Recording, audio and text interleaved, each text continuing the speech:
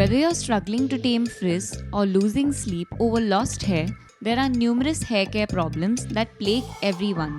If you're anything like us, you're always looking for a new hack to solve your hair problems. But don't believe everything you see online. Here are 7 of the most common hair hacks, and we'll be breaking them down and getting to the truth.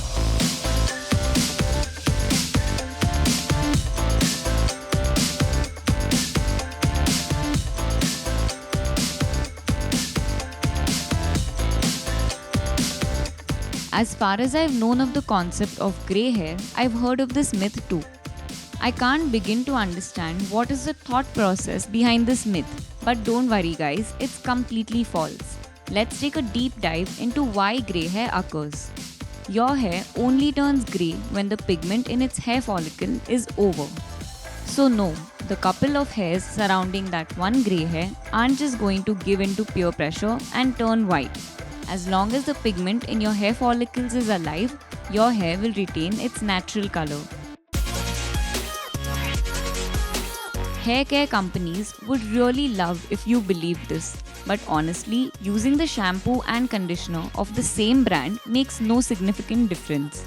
In fact, using products that are specifically suited to your scalp and the ends of your hair will benefit you more.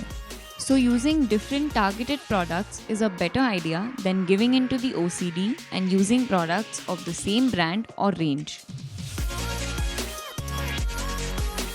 This is partly true. A last cold water rinse can help your conditioner work better, but starting with a warm shower is really what your shampoo needs. Hot water and cold water both have their own benefits on your hair. The warm water helps open up your follicles and cleanse your hair more thoroughly.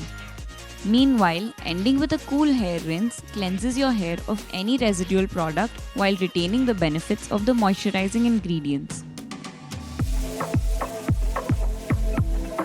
I've always found this hack confusing. If your hair grows out of your scalp, what effect can trimming the ends of your hair really have? I'm happy to say that my concerns were well founded.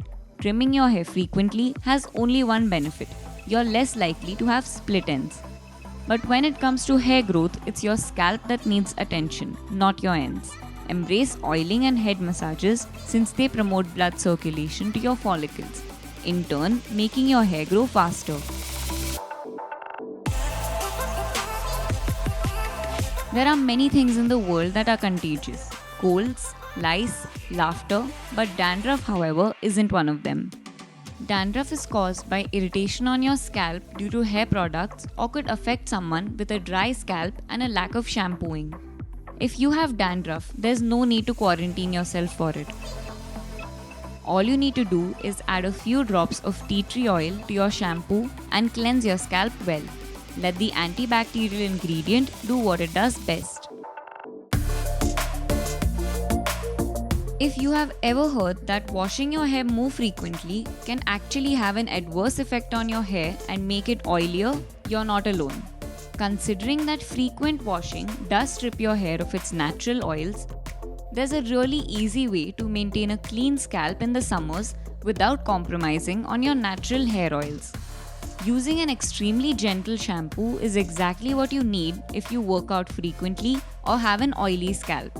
This allows you to wash your hair as often as you need to feel clean. I have a feeling that this myth has been perpetrated by all the moms out there who staunchly believe that any kind of hair tools are the definition of hair evils. Well, I'm sorry mom, but hair drying doesn't necessarily damage your hair.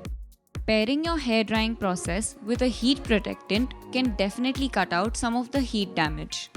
When it comes to hair growth, unless you somehow manage to burn your follicles in the process of drying your hair dryer and your hair growth rate are completely unrelated.